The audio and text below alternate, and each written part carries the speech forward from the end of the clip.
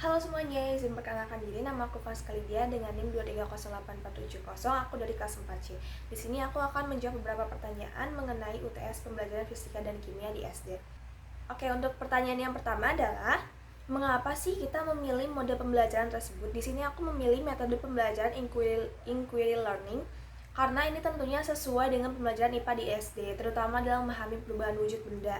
Pendekatan ini memungkinkan siswa belajar aktif melalui eksplorasi dan percobaan. Karena jika siswa mengalami pengalaman langsung, maka siswa akan merasa lebih tertarik dan tentunya lebih mengenal lebih dalam lagi mengenai materi tersebut. Terus selanjutnya itu melatih keterampilan ilmiah melalui observasi, pencatatan, dan analisis data.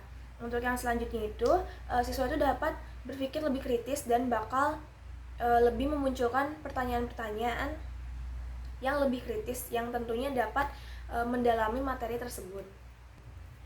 Untuk yang kedua, strategi apa yang dapat kita laksanakan di kelas? Untuk strategi yang pertama itu ada orientasi, yang kedua merumuskan masalah, ketiga mengumpulkan data, keempat menganalisis data, dan yang terakhir adalah mengkomunikasikan hasil.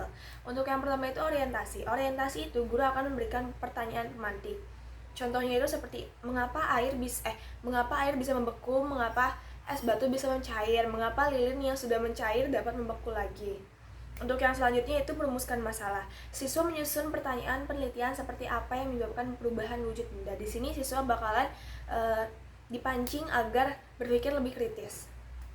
Untuk yang ketiga itu ada mengumpulkan data. Siswa melakukan percobaan dengan es batu, ataupun lilin, ataupun kapur barus, lalu mencatat hasilnya. Nanti hasil pengamatannya bakalan mereka catat di LKPD. Untuk yang selanjutnya adalah menganalisis data dan menyimpulkan data. Siswa membandingkan hasil pengamatan dan menyusun kesimpulan. Nanti mereka akan mengisi LKPD, kemudian mereka akan menarik kesimpulan dari hasil pengamatan mereka. Untuk selanjutnya adalah mengkomunikasikan hasil.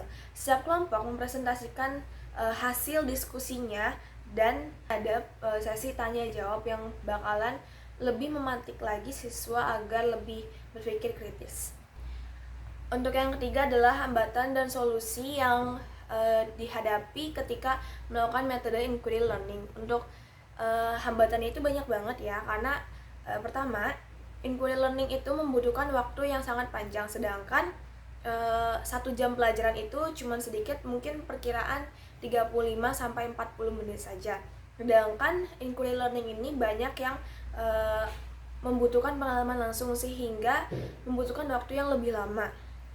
Untuk yang kedua, ada juga siswa yang belum terbiasa dengan metode ini karena siswa sudah terbiasa dengan metode ceramah, ataupun siswa kurang tertarik jika melakukan aktivitas fisik seperti mengamati, seperti mencampur-campur bahan. Mungkin siswa belum terbiasa dengan hal itu.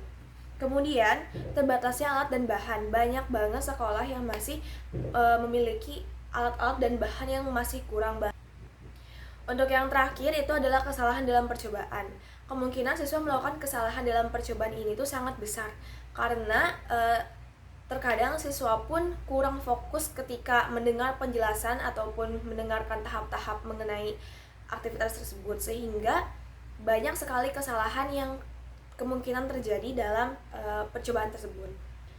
Solusinya adalah mengelola waktu dengan baik sehingga 2 jam pembelajaran ataupun 1 jam pembelajaran itu dapat tercukupi dan tidak memerlukan waktu yang lebih lama lagi.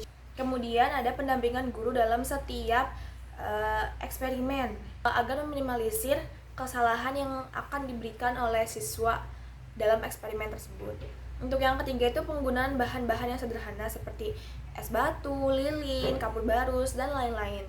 Kemudian yang selanjutnya adalah bimbingan saat siswa melakukan pencatatan hasil diskusi. Itu penting banget agar siswa dapat menyimpulkan lebih benar dan lebih baik lagi. Sekian, terima kasih, bye.